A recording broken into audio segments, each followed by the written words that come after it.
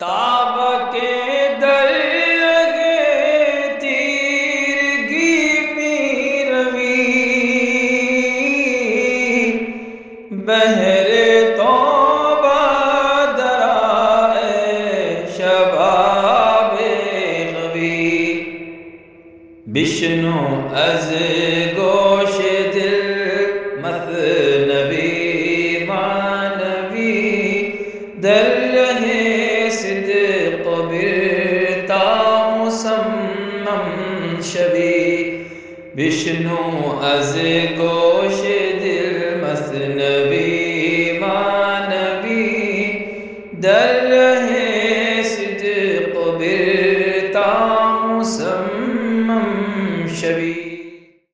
بسم اللہ الرحمن الرحیم، الحمدللہ رب العالمین والصلاة والسلام علی سیدنا و مولانا محمد سید الاولین والآخرین وعلی آلہ واصحابہ اجمعین، اما بعد۔ گزشتہ ہم سے کہا گیا تھا کہ انسان کسی چیز کی تلاش کرتا ہے تو اس کو وہ چیز ملنے کی امید ہوتی ہے، تبھی تلاش کرتا ہے۔ اگر کسی کو کوئی چیز ملنے کی امید نہ ہو تو وہ تلاش بھی نہیں کرے گا۔ تو ایک آدمی کے کسی چیز کو تلاش کرنے سے یہ بات ثابت ہوتی ہے کہ وہ چیز اس کو مل سکتی ہے۔ یہ ہے امید اور توقع کا اثر۔ بندے بھی اللہ تعالیٰ کے حضور میں توبہ کرتے ہیں تو اس امید میں توبہ کرتے ہیں کہ ان کی توبہ قبول ہوگی۔ تو توبہ قبول ہونے کا چانس ہے، اسی لیے توبہ کر رہے ہیں۔ اگر توبہ کے قبول ہونے کا چانس ہی نہ ہو تو توبہ کیوں کریں گے؟ ابلیس کا معاملہ ہوا تھا۔ ابلیس نے آدم علیہ السلام کے ایک پہلو کو دیکھا تھا، ان کی بشریت کو، ان کی نورانیت کو نہیں دیکھا تھا، اس لیے اس نے سجدہ کرنے سے انکار کر دیا۔ اور جب اللہ تعالیٰ نے اس کو دھتکار دیا، اس کے جرم پر اس کی سرکوبی کی، تو اب اس نے بھی اللہ تعالیٰ کے ایک پہلو کو دیکھا، ایک صفت کو دیکھا، دوسری صفت کو نہیں دیکھا۔ اس نے یہ تو دیکھا کہ اللہ تعالیٰ برائی پر عذاب دینے والا ہے، دھتکارنے والا ہے، اپنی بارگاہ سے نکال دینے والا ہے، اور جب وہ نکال دیتا ہے تو کوئی بچا نہیں سکتا۔ اس نے یہ تو سمجھا، لیکن یہ نہیں سمجھا کہ اللہ تعالیٰ معاف کرنے والا بھی ہے۔ اگر وہ توبہ کرتا تو اللہ تعالیٰ ممکن ہے کہ معاف کر دیتا۔ ایسا نہیں ہے کہ ابلیس نے توبہ کی تھی اور اللہ تعالیٰ نے قبول نہیں کی، ایسا تو نہیں ہے۔ ابلیس نے توبہ کی ہی نہیں، کیونکہ اس نے توبہ قبول کرنے والی اللہ تعالیٰ کی جو صفت ہے اس پر اس نے توجہ نہیں دی۔ تو ایک آدمی جب کوئی کام کرتا ہے تو اس کی امید اس کو ہوتی ہے، تبھی وہ کرتا ہے، اور کوئی کر رہا ہے تو اس سے ثابت ہوتا ہے کہ وہ کام ہو سکتا ہے۔ 100,000 آلودگانے آب جو، کہ بدندے گر نبودے آب جو، لاکھوں آلودہ انسان۔ پانی تلاش کرنے والے کب ہوتے؟ اگر نہر کا پانی ہی نہ ہوتا۔ نہر میں پانی ہے، اسی لیے تو لوگ پانی کی تلاش کر رہے ہیں۔ اگر نہر میں پانی ہی نہ ہوتا تو لوگ آلودہ ہی رہ جاتے۔ اپنے آپ کو صاف کرنے کے لیے پانی کیوں تلاش کرتے؟ برزمی پہلو ترا آرام نیست، زاں کے در خانہ لحاف و بستریست۔ زمین پر آپ کو آرام نہیں ملتا، سکون نہیں ملتا، کیونکہ آپ کو بلینکٹ اور بستر کی امید ہے۔ گھر میں وہ چیز آپ کے لیے موجود ہے، اسی لیے آپ کو باہر پتھر پر نیند نہیں آتی۔ وہ امید ہے جو آپ کو آرام نہیں دے رہی ہے۔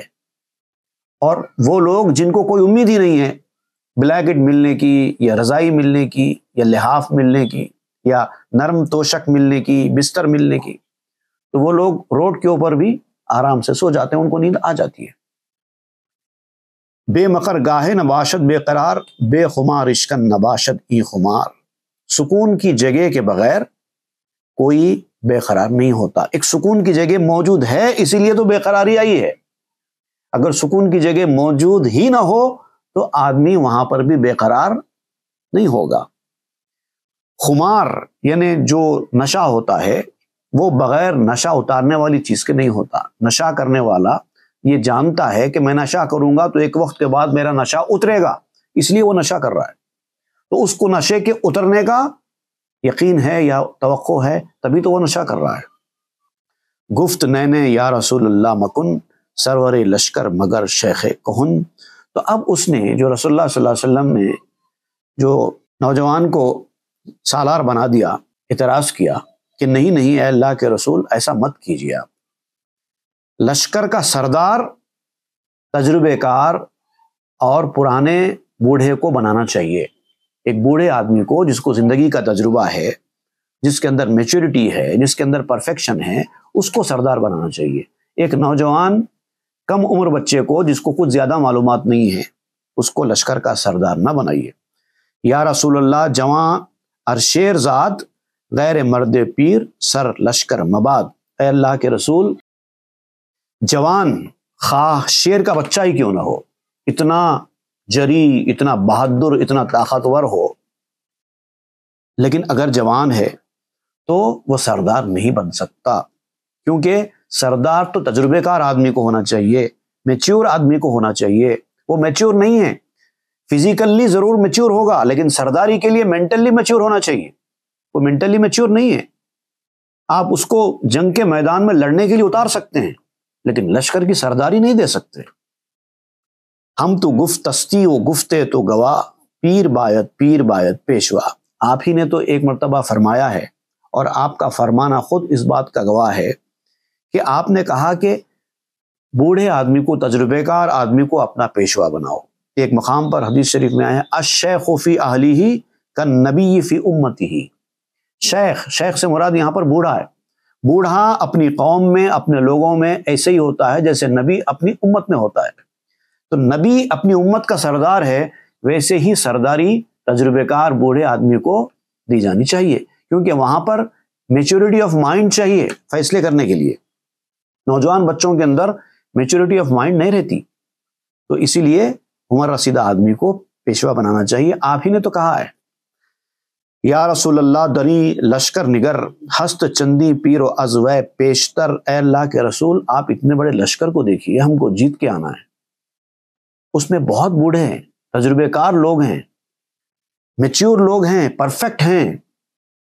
وہ اس آدمی سے، اس نوجوان سے کئی گنا زیادہ سرداری کے حقدار ہیں، مستحق ہیں، اہل ہیں۔ زی درختاں برگ زردشرا مبی سے بھائے پختہ اورا بچی۔ آپ درخت کے پیلے پڑ جانے والے پتوں کو مت دیکھیے۔ جب جھاڑ ہوتا نا تو اس کے ابتدائی جو پتے ہوتے نا وہ بہت ہی ہرے بھرے خوبصورت ہوتے ہیں، لیکن جیسا جیسا پرانے ہوتے جاتے ہیں اس کے اندر وہ تر و تازگی ختم ہو جاتی ہے، وہ پیلے پڑنے لگتے ہیں۔ تو چونکہ وہ پیلے پڑ رہے ہیں، عمر کے اس سٹیج کو پہنچ چکے ہیں کہ وہ بڑھاپے کی عمر آ چکی ہے، تو اس کو تشبیہ دیتے ہوئے کہا جا رہا ہے کہ پیلے پتے۔ تو آپ جھاڑ کے پیلے پتوں کو مت دیکھیے، آپ دیکھیے کہ جس جھاڑ کے پتے پیلے پڑ جاتے ہیں اس جھاڑ کا سیب، اس جھاڑ کا میوہ پکا ہوا ہوتا ہے، اور جس جھاڑ کے پتے ابھی نئے نئے ہوتے ہیں، دکھنے میں تو بڑے اچھے لگتے ہیں، لیکن اس کا میوہ ابھی کچا ہوتا ہے۔ برگھائے زرد او خود کہتیست، ای نشان پختگیو کاملیست۔ زرد پتے بیکار نہیں ہوتے، زرد پتے یعنی پیلے پتے جھاڑ کے اس بات کا اشارہ دیتے ہیں کہ اس جھاڑ میں پختگی اور کمال پیدا ہو چکا ہے، میچورٹی اور پرفیکشن آ گیا ہے۔ جھاڑ کے پتے پیلے ہو گئے ہیں کا مطلب یہ کہ جھاڑ پختگی کی عمر کو پہنچ چکا ہے، اب جو اس کے میوے ہیں وہ پکے ہوئے میوے ملیں گے۔ برگ زرد ریش و عام موئے سپید، بہر عقل پختہ می آرد نوید۔ اسی طریقے سے داڑھی کے جو بال ہیں، جیسے پتے پیلے پڑ جاتے ہیں ویسے داڑھی کے بال بھی سفید ہو جاتے ہیں۔ تو آپ داڑھی کے سفید بالوں کو مت دیکھیے، یہ داڑھی کا سفید ہو جانا انسان کی عقل کے پختہ ہونے کی دلیل ہوتی ہے۔ کالے بال والے چونکہ کم عمر ہوتے ہیں، ان کی عقل ابھی پختہ نہیں ہوتی۔ اللہ تعالیٰ انسان کی عمر کے ساتھ ساتھ جیسی جیسی عمر بڑھتی ہے ان کے بال سفید کر دیتا ہے، تو یہ اس بات کی علامت ہوتی ہے کہ ان کی عقل پختہ ہونے لگی ہے۔ تو عقل کے پختہ ہونے کی بشارت دیتے ہیں سفید بال۔ برگ ہائے نو رسیدہ سبز فام، شد نشان آنکھ میواست خام۔ نئے نئے اگے ہوئے ہرے ہرے پتے اس بات کی نشانی ہوتے ہیں کہ پھل ابھی پیڑ کا کچا ہے۔ برگ بے برگی نشان عارفیست، زردی زر سرخ روئے سیرفیست۔ بے سر و سامانی کا سامان، بڑھاپے کے آثار عقل کی پختگی کی دلیل ہوتے ہیں۔ گھٹنے میں درد ہو رہا ہے، کمر میں درد ہو رہا ہے، دکھائی برابر نہیں دے رہا ہے، جسمانی پریشانیاں لاحق ہو رہی ہیں، لیکن جیسا جیسا عمر بڑھتی جا رہی ہے، تجربہ بڑھتا جا رہا ہے، عقل پختہ ہوتی جا رہی ہے۔ زردیے زر سرخ روئے سیرفیست، سونے کی زردی، سونے کا پیلا پن صراف کی سرخ روئی ہوتی ہے۔ جتنا سونا چمکتا ہے اتنا اچھا سونا ہوتا ہے، اتنا بیچنے والے کو فائدہ ہوتا ہے۔ آنکھ اوگل آرزستو نو خطست، اوب مکتب گاہ مخبر نو خطست۔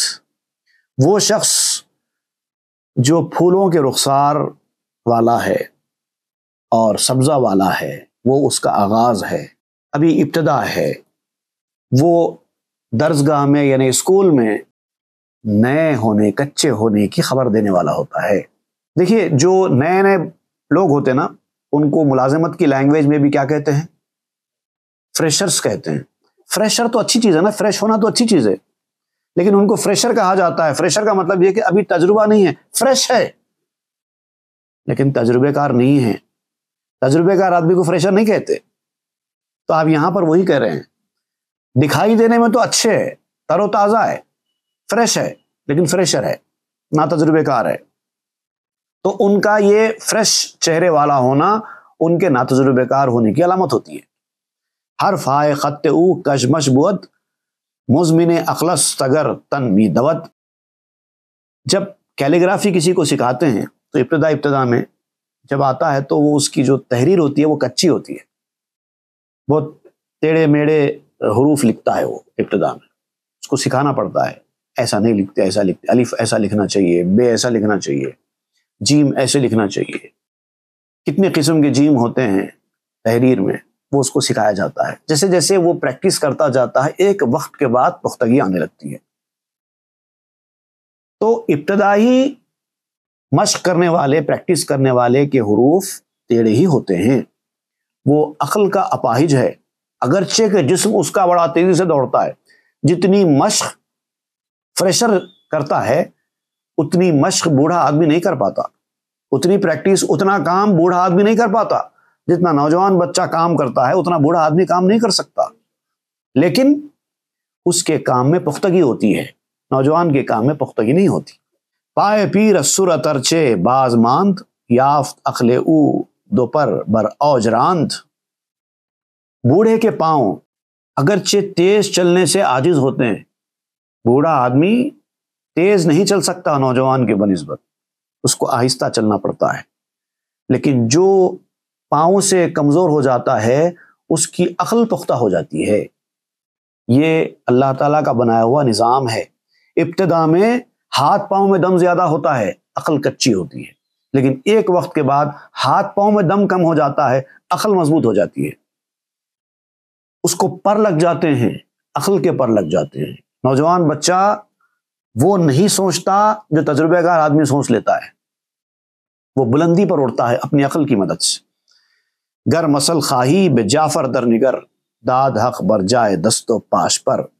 اگر اس سلسلے میں مثال چاہیے تو اب یہاں پر مولانا روم اس بات کو آگے بڑھاتے ہوئے اپنی گفتگو آگے بڑھا رہے ہیں، تو کہتے ہیں کہ اس کو سمجھنے کے لیے اگر تم کو مثال چاہیے تو جعفر طیار کی مثال لے لو، کہ صحابی رسول حضرت جعفر طیار رضی اللہ تعالیٰ عنہ، جن کی جنگ میں ہاتھ کٹ گئے تھے اور اسی حالت میں شہادت ہوئی، تو رسول اللہ صلی اللہ علیہ وسلم نے فرمایا کہ میں جنت میں جعفر کو دیکھ رہا ہوں، ان کو اللہ تعالیٰ نے پر لگا دیے ہیں اور وہ اپنے پروں پر پرواز کر رہے ہیں۔ تو پرواز کرنے والے کو طیار کہتے ہیں، طیارہ اسی سے بنا ہے، اڑنے والی چیز۔ تو جعفر طیار ہی ان کا نام پڑ گیا۔ تو بازو کٹ گئے، ہاتھ کٹ گئے، لیکن اللہ تعالیٰ نے پر لگا دیے۔ تو یہ اللہ کا نظام ہے، جب کسی میں کچھ کمی کر دیتا ہے دوسری طرف سے دوسری چیز اضافہ کر دیتا ہے۔ تو اللہ تعالیٰ نے ان کے ہاتھ لیے، ان کو پر لگا دیے۔ غرض اسرار سخن بوئی بری، من سخن گویم جو ذر جعفری۔ یہ جو میں گفتگو کر رہا ہوں، اگر اس کلام کے راز کو اگر تم سمجھ سکو تو میں ذر جعفری کی مثال بھی دے سکتا ہوں۔ جعفر برمکی کے دور میں بڑا خالص اور بہت ہی پیور سونا ہوا کرتا تھا۔ اس سونے کی مثال آج بھی دی جاتی ہے، جو بہت ہی اچھی کوالٹی کا سونا ہوتا ہے تو اس کو زر جعفری کہا جاتا ہے. تو زر جعفری کی مثال بھی دے سکتا ہوں اس بات کو سمجھانے کے لیے. بگذر از زر کی سخن شد مجتجب ہم چو سیماب ای دلم شد مسترب. اب سونے کی بات چھوڑ دو. اب سونے کی مثال دیتے ہوئے اگر میں بات کرنے لگوں گا تو میری اصل بات چھپ جائے گی، کیونکہ اب دنیاوی طرف لوگوں کا ذہن منتقل ہو جائے گا. زیادہ سونے کی مثالیں اگر دیں گے تو پھر لوگ دنیا کی طرف ان کا ذہن آتا جائے گا. دنیا کی طرف سے ذہن ہٹانا ہے نا، تو ایسے وقت پہ اس طرح کے سونوں کی مثال دینا مناسب نہیں ہے. اب یہ دنیاوی مثال دیتے دیتے میرا دل بہت پشمردہ ہو رہا ہے، پارا پارا ہو رہا ہے. میں روحانیت کی بات کرتے ہوئے دنیاوی چیزوں کی مثال کیوں دے رہا ہوں؟ زندرونم صد خاموشی خوش نفس دست بر لب میزنت، یعنی کہ بس میرے اندر، دل کے اندر 100 خاموشیاں ہیں اور وہ خوشبودار خاموشیاں ہیں. بعض چیزیں ایسی ہوتی ہیں کہ منہ بند رہتا ہے لیکن باتیں نکل جاتی ہیں، جیسے خوشبو ہوتی ہے، خوشبو دکھائی نہیں دیتی لیکن پھیل جاتی ہے. تو اچھی باتیں، روحانیت کی باتوں میں بہت ساری باتیں ایسی ہوتی ہیں جس کو بیان کرنے کی ضرورت نہیں ہوتی، وہ خود بخود پھیل جاتی ہیں خوشبو کی طرح. آپ ہونٹ پر انگلی رکھ دو بس بول کے، ہر بات بولنے کی نہیں ہوتی، کچھ چیزیں سمجھنے اور سونگنے کی بھی ہوتی ہیں. تو جہاں تک بولنا ہے میں بولوں گا، اس کے بعد اپنا منہ بند کر لوں گا، خوشبو کی طرح بات پھیل جائے گی. جس کی ناک اچھی ہے وہ سونگ لے گا. خاموشی بہرست گفتن ہم چجو بہر می جویت ترا جورا مجو. خاموشی سمندر ہے، ایسے معاملے میں خاموش رہنا سمندر کا کام کرتا ہے اور بات چیت کرنا نہر کا کام کرتا ہے. نہر بہتی ہے، سمندر بہتا نہیں ہے، لیکن سمندر میں زیادہ پانی ہوتا ہے نہر کی بنسبت، اور یہ نہر کا پانی جا کر پھر سمندر میں مل جاتا ہے. تو جو خاموش رہتے ہیں ان کے دماغ چلتے ہیں اور ان کے اوپر الہامات آتے ہیں. اسی لیے اہل اللہ اور صوفیہ زیادہ تر خاموش رہنے کی عادت ڈالتے ہیں. زیادہ بات کریں گے تو جو نہر سمندر کے اندر آ رہی ہے وہ رک جائے گی. اسی لیے جہاں تک ہو سکے خاموش رہنے کی کوشش کرو، اس نہر کو اپنے اندر اتارو. تو جتنا بولنا ہے اتنا بولو، اس سے زیادہ مت بولو، اور خاموش رہنے میں بہتری ہے. تجھے سمندر تلاش کر رہا ہے اور تو ہے کہ بولتا جا رہا ہے، تو ہے کہ نہر کی تلاش کر رہا ہے. تیرے اندر تو سمندر ہے. از اشارت ہائے دریا سرمتاب ختم کن واللہ اعلم بالصواب. اشارے دیتا رہے گا اور دریا کے اشاروں سے منہ مت موڑو. دریا کی شکل میں الہامات آتے رہیں گے، اس کو اندر اتارتے جاؤ. بولتے جائیں گے تو الہامات رک جائیں گے. اسی لیے ہر بات بولنے کی نہیں ہوتی، کچھ چیزیں اتارنے کی ہوتی ہیں، اتارتے جاؤ. اگر 10 چیزیں اندر اتر رہی ہیں تو 2 چیزیں باہر نکالو، باقی اپنے خزانے کو بھرتے رہو. اللہ بہتر جانتا ہے. ہم چنی پیوستہ کرداں بے ادب پیش پیغمبر سخن زاں سرد لب. اسی طریقے سے وہ شخص حضور صلی اللہ علیہ وسلم کے فیصلے پر اعتراض کرتے ہوئے مسلسل بے ادبی کرتا رہا. حضور صلی اللہ علیہ وسلم کے شان میں آپ کے فیصلے کے بعد اپنی رائے دینا وہ اپنے آپ میں بے ادبی ہے. دست می دادش سخن او بے خبر کے خبر حرزہ بوت پیش نظر. اس کے ذہن میں باتیں آتی رہیں اور وہ بولتا رہا. وہ حقیقت سے بے خبر تھا، کیونکہ حضور صلی اللہ علیہ وسلم جو فیصلہ سنا رہے تھے وہ مشاہدے کا فیصلہ تھا، خبر کا فیصلہ نہیں تھا. جب تک مشاہدہ ہوتا ہے تب تک خبر کی اہمیت نہیں ہوتی. جو آدمی مشاہدے کی منزل میں نہ ہو، دیکھنے والی منزل میں نہ ہو، وہ آدمی خبر کی طرف جاتا ہے. ایک واقعہ ہوا، اس واقعے پر آپ موجود تھے، بنفس نفیس وہاں آپ تھے اور آپ نے اپنی آنکھوں سے وہ منظر دیکھا. اس کے بعد آپ آگے نیوز دیکھتے ہیں کیا؟ نیوز تو ان کے لیے ہے جنہوں نے وہ دیکھا نہیں ہے. حضور صلی اللہ علیہ وسلم کے فیصلے مشاہدے کے بعد ہونے والے فیصلے، یہ آدمی کی بات مشاہدے کی نہیں ہے. تو مشاہدے کے سامنے خبر بیکار ہوتی ہے. ای خبر ہا از نظر ہا نائبست بہر حاضر نیست بہر غائبست. یہ خبریں، یہ نیوز جو ہے مشاہدے کے بعد آتی ہے. مشاہدے کی طرح کا ان کا مقام نہیں ہوتا. دیکھنے والے نے دیکھ لیا، اب اس کے بعد اس کی خبر کی احتیاج اس کو نہیں ہے. مشاہدہ وہ آدمی کرتا ہے جو وہاں موجود ہے، اس نے اپنی آنکھوں سے دیکھا ہو. اس کے لیے خبر نہیں ہے، خبر اس کے لیے ہے جو وہاں پر موجود نہیں ہے، غائب ہے۔ ہر کے او اندر نظر موصول شد، ای خبر ہا پیش او معزول شد۔ جو شخص مشاہدے کے میدان میں پہنچ گیا، اس لیول پر پہنچ گیا، خبریں اس کے لیے بیکار ہو گئی، اس کو خبروں سے کوئی واسطہ نہیں ہے۔ چونکہ با معشوق گشتی ہم نشی، دفع کن دلال گاں را بعد زین۔ جب تم کسی معشوق کے ہم نشین بن جاؤ، ڈائریکٹ آپ کی پہنچ اپنے معشوق تک ہو جائے، تو اس کے بعد بیچ میں دلالہ کی ضرورت نہیں رہتی، دلال کی ضرورت نہیں رہتی۔ اگر پارٹی کے ساتھ آپ کی ڈائریکٹ ڈیلنگ ہو جائے تو بیچ میں کسی تیسرے کی ضرورت ہوگی، دلال کی نہیں ہوگی۔ تو وہاں پر معاملہ ڈائریکٹ ہے، اب آپ کے مشوروں کی ضرورت نہیں ہے۔ تو جن سے آپ کو معاملہ کرنا ہے ان سے اگر آپ کا ڈائریکٹ لنک جم جائے تو پھر تیسرے آدمی کی ثالثی کی ضرورت نہیں پڑتی۔ ہر کے استفلی گزشتو مرد شد، ناماؤ دلالہ بروئے سرد شد۔ جو شخص بچپن کی عمر سے آگے نکل گیا اور جوان ہو گیا، میچور ہو گیا، اور اس کو اپنے محبوب سے ڈائریکٹ کانٹیکٹ کا چانس مل گیا، تو اب بیچ میں وہ کسی کی تلاش نہیں کرتا خط پہنچانے کے لیے، اس کو خط پہنچانے کے لیے کسی تھرڈ پارٹی کی ضرورت نہیں ہے، وہ ڈائریکٹ بات کر لے گا۔ اب اس کے لیے میسنجر بیکار ہے۔ دیکھیے بندے ہم لوگ ہیں، عام انسان ہیں، ہم کو اللہ تعالیٰ کا پیغام وصول کرنے کے لیے میسنجر کی ضرورت ہے، کیونکہ ڈائریکٹ ہمارا کانٹیکٹ نہیں ہے، تو اللہ تعالیٰ نے نبیوں کو بھیجا۔ لیکن نبی کے لیے، کسی نبی کے لیے نبی کی ضرورت نہیں ہے، کیونکہ وہ ڈائریکٹ کانٹیکٹ ہے۔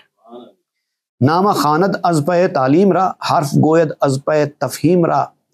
اگر وہ خط پڑھتا ہے، اگر اپنے محبوب کا وصول شدہ خط وہ پڑھتا ہے تو اپنے لیے نہیں پڑھتا، آپ کے لیے پڑھتا ہے، سکھانے کے لیے پڑھتا ہے۔ حرف گوید از پہ تفہیم را، بات کرتا ہے تو سمجھانے کے لیے کرتا ہے، اس کو ضرورت نہیں ہے، اس کو ضرورت نہیں ہے۔ اللہ تعالیٰ کیا فرماتا ہے بندوں کو، وہ اس کو قرآن پڑھ کے سمجھنے کی ضرورت نہیں ہے، وہ قرآن تو ہمارے لیے ہے، وہ ہم کو پڑھ کے سناتا ہے قرآن کہ اللہ کیا فرماتا ہے۔ اسی طریقے سے آپ دیکھیے کہ پڑھانے والے ہوتے ہیں، اسکولز کالجز وغیرہ میں، مدرسوں میں پڑھانے والے ہوتے ہیں، وہ بیٹھ کر بچوں کو پڑھاتے ہیں، CAT کیٹ، DOG ڈاگ، جیم الف میم جام، اس طرح سے بچوں کو پڑھاتے ہیں۔ کیا ٹیچر کا لیول یہ ہے؟ نہیں ہے، وہ تو بہت آگے تک جانتا ہے جو بھی ہے، بچوں کے لیول پر آنا پڑتا ہے۔ تو مدرس، ٹیوٹر، ٹرینر، ان سب کے لیے یہ ضروری ہوتا ہے کہ جب آپ کسی کو تعلیم دے رہے ہیں، کسی کو ٹیوشن دے رہے ہیں، کسی کو پڑھا رہے ہیں، کسی کی تربیت کر رہے ہیں، ان کے لیول پر اتر کے آؤ، تب جا کے وہ ٹریننگ کا یا تعلیم کا پروسیس مکمل ہوگا۔ ایسا نہیں ہے کہ ان کا لیول ہی وہی ہے، نہیں، ان کا لیول نہیں ہے، وہ آپ کے لیول پر اتر کے آتے ہیں۔ اسی لیے وہ خط پڑھتے ہیں تو سکھانے کے لیے پڑھتے ہیں، بات کرتے ہیں تو سمجھانے کے لیے پڑھتے ہیں۔ پیش بینایا خبر گفتن خطاست، کان دلیل غفلت و نقصان ماست۔ دیکھنے والوں کو جا کر خبر سنانا غلطی ہوتی ہے، فالٹ ہوتا ہے۔ جو لوگ دیکھ کر فیصلہ کر رہے ہیں ان کو جا کر مشورے دینا آپ کی غلطی ہوتی ہے، اور وہ مشورہ دینا ہماری جہالت اور ہماری کم عقلی کی دلیل ہے۔ مفتی کو جا کر آپ مشورہ دے رہے ہیں کہ یہ فتویٰ دو، یہ ہماری جہالت کی دلیل ہو جاتی ہے۔ ڈاکٹر کو جا کے ایک جاہل آدمی یہ مشورہ دے رہا ہے کہ فلاں میڈیسن دو، یہ جہالت کی علامت ہوتی ہے۔ تو آپ نبی کو کہہ رہے ہیں جس کو ڈائریکٹ پیغامات وصول ہوتے ہیں، آپ ان سے کہہ رہے ہیں کہ آپ ایسا مت کیجیے، ایسا کیجیے، یہ تمہاری جہالت کی دلیل ہوگی۔ پیش بینا شد خاموشی، نفع تو بہر ای آمد خطاب انصتو۔ ایسے بڑے لوگوں کے سامنے جانے کے بعد صاحب بصیرت آدمی اگر ہے تو چپ رہنا ہی بہتر ہوتا ہے۔ بڑے لوگوں کے سامنے بغیر خواہش کے، بغیر آپ سے پوچھے کے مشورے نہیں دیے جاتے۔ اسی لیے اللہ تعالیٰ نے حکم دیا ہے انصتو، جب قرآن پڑھا جائے تو منہ بند کر کے خاموش بیٹھو، آپ کو ضرورت نہیں ہے کچھ بولنے کی، آپ کا یہ کام نہیں ہے۔ خاموش بیٹھو اور ادب کے ساتھ سنتے رہو. گرب فرمایت بگو برگوئی خش لیک اندگو دراز اندر مکش. اگر وہ حکم دے، صاحب بصیرت آدمی اگر آپ کو حکم دے کہ کچھ بولو، کچھ مشورہ دو، تو تب دو، اس سے پہلے مت دو. اور دو بھی تو جتنا دینا ہے اتنا دو، بات لمبی مت کرو. ایک مشورہ پوچھا جا رہا ہے، 2 مشورے مت دو، جتنا پوچھا جا رہا ہے اتنا ہی بولو، ورنہ خاموش رہو. ورب فرمایت کے اندر کشتراس ہم چنا شیریں بگو با امر ساز. اگر وہ حکم دے کہ تفصیل سے بولو، زیادہ مشورہ دو، تو پھر زیادہ مشورہ دو، لیکن بہت ہی عمدگی کے ساتھ دو، اور پھر جو حکم دیا جا رہا ہے اس کو مانو. اگر بڑا آدمی آپ سے مشورہ بھی لے رہا ہے اور زیادہ مشورہ دینے کے لیے بھی کہہ رہا ہے، تو مشورہ حسب حکم دو، لیکن بڑے عمدگی کے ساتھ سلیقے سے دو، اور پھر جو حکم دیا جا رہا ہے اس کو مان لو. ہم چنا کے مندری زیبا فسوں با ضیاء الحق حسام الدین کنو. جیسا کہ میں اس مثنوی کے معاملے میں کلام کر رہا ہوں، بول رہا ہوں، تو کیوں بول رہا ہوں اتنی تفصیل کے ساتھ؟ کیونکہ ضیاء الحق حسام الدین مجھ سے خواہش کر رہے ہیں کہ بولو، تو بول رہا ہوں، نہیں تو میں اتنی تفصیل سے مثنوی بھی نہیں لکھتا. ضیاء الحق حسام الدین کے ساتھ ہوں میں، ان کی فرمائش پر بول رہا ہوں، اور وہ جتنی فرمائش کرتے جا رہے ہیں اتنا بولتا جا رہا ہوں. چونکہ کوتا می کنم من از رشد او بسد نوم بگفتن می کشد. اور جب میں بھلائی کے ساتھ اس کو مختصر کرتا ہوں اور چاہتا ہوں کہ کسی بات کو شارٹ کر دوں، تفصیل میں نہ جاؤں، شارٹ بات بولتے ہوئے بات ختم کر دوں، تو ضیاء الحق حسام الدین مجھے اور بولنے پہ مجبور کر دیتے ہیں. اسی لیے پھر میں بولنے لگتا ہوں. اے حسام الدین ضیاء ذوالجلال چونکہ می بینی چمی جوئی مخال. اے حسام الدین، آپ اللہ کا نور ہیں، اور آپ تو مشاہدے کی منزل میں ہیں، تو پھر جب آپ خود مشاہدے کی منزل میں ہیں تو پھر مجھ سے کیوں پوچھتے جاتے ہیں، بات کی جستجو کیوں کرتے ہیں، سننا کیوں چاہتے ہیں، جبکہ آپ خود نہ صرف یہ کہ جانتے ہیں بلکہ آپ خود مشاہدے کی منزل میں ہیں. مجھ سے کیوں پوچھتے ہیں؟ پھر مشاہدے کی منزل والے کو سننے کی ضرورت نہیں ہے، آپ تو مشاہدے کی منزل والے ہیں، پھر آپ مجھ سے زبردستی کیوں کہلوا رہے ہیں یہ سب کچھ. ای مگر باشد ز حب مشتہا اسقنی خمرم وقل لی انہا. شاید یہ حسام الدین کی محبت کی وجہ سے ایسا ہو رہا ہے. وہ کہتے جاتے ہیں مجھے شراب پلاؤ، پلاتے جاؤ پلاتے جاؤ پلاتے جاؤ. کیونکہ عشق میں ایسا ہوتا ہے کہ چاہنے والا اپنے محبوب کی بات بار بار سننا چاہتا ہے، اس کے کانوں کو ٹھنڈک ملتی رہے. مشاہدہ آنکھوں سے ہو رہا ہے، آنکھوں کو ٹھنڈک مل رہی ہے نا، تو وہ سننا بھی چاہتے ہیں تاکہ کانوں کو بھی ٹھنڈک ملے. بردہان تست ای دم جام او گوش می گویت کے قسم گوش کو. اس وقت آپ کے منہ سے اس کا جام لگا ہے. جام تو منہ سے لگا ہے، لیکن کان کہتا ہے کہ میرا حصہ کہاں ہے. ہر عضو اپنا اپنا حصہ مانگتا ہے. مشاہدہ کرنے والے مشاہدہ کر رہے ہیں، آنکھوں کو ان کا حصہ مل رہا ہے. پینے والے پی رہے ہیں، منہ کو اس کا حصہ مل رہا ہے، لیکن کان پکارتے ہیں کہ ہمارا حصہ کہاں ہے. اسی لیے وہ بار بار کھوج کرتے جاتے ہیں اور مجھ سے یہ تفصیل سنتے جاتے ہیں. قسم تو گرمی استنک گرمی تھست گفت ہر سے من ازی افزوں ترست. جب میں کہتا ہوں کہ جب آپ مشاہدے کی منزل میں ہیں اور آنکھوں سے دیکھ رہے ہیں، معرفت کا جام پی رہے ہیں، تو آنکھوں کو سکون مل رہا ہے، منہ کو سکون مل رہا ہے، تو کان کو بھی ان کا اپنا حصہ مل رہا ہے. جب آنکھوں کو سکون ملتا ہے تو کان کو بھی اپنا حصہ مل ہی جاتا ہے، یہ گرمی مل ہی جاتی ہے آنکھوں سے. تو حسام الدین کہتے ہیں کہ جو میری ہرس ہے وہ اس سے بڑی ہوئی ہے. حصہ نہیں چاہتا کان چاہتا ہے کہ مجھے بھی پورا ہی ملے. آنکھ مشاہدے کی منزل میں رہ کر کان کو تھوڑا حصہ مل جائے، میں اس پر راضی نہیں ہوں. کان کو بھی پورا حصہ ہی ملنا چاہیے. اسی لیے میں دیکھنا بھی چاہتا ہوں اور سننا بھی چاہتا ہوں. عاشق لوگ ایسے ہی ہوتے ہیں، وہ جتنا ہو سکے اپنے محبوب کو دیکھنا بھی چاہتے ہیں، ان کی بات سننا بھی چاہتے ہیں، ان سے بات کرنا بھی چاہتے ہیں. ایک چیز سے ان کا دل نہیں بھرتا. اب پھر آپ آگے بڑھیں گے اور اس اعتراض کرنے والے کو رسول اللہ صلی اللہ علیہ وسلم نے جو جواب دیا وہ جواب کیا ہوگا وہ بتائیں گے، وہ انشاءاللہ ہم آئندہ کے درس میں پڑھیں گے۔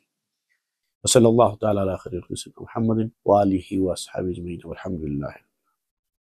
تاب کے در لگے تیرگی میں روی، بہر توبہ درائے شباب غوی، بشنو از گوش دل مثنوی معنوی، در لہے صدق برتا مسمم شوی، بشنو از گوش دل مثنوی معنوی، در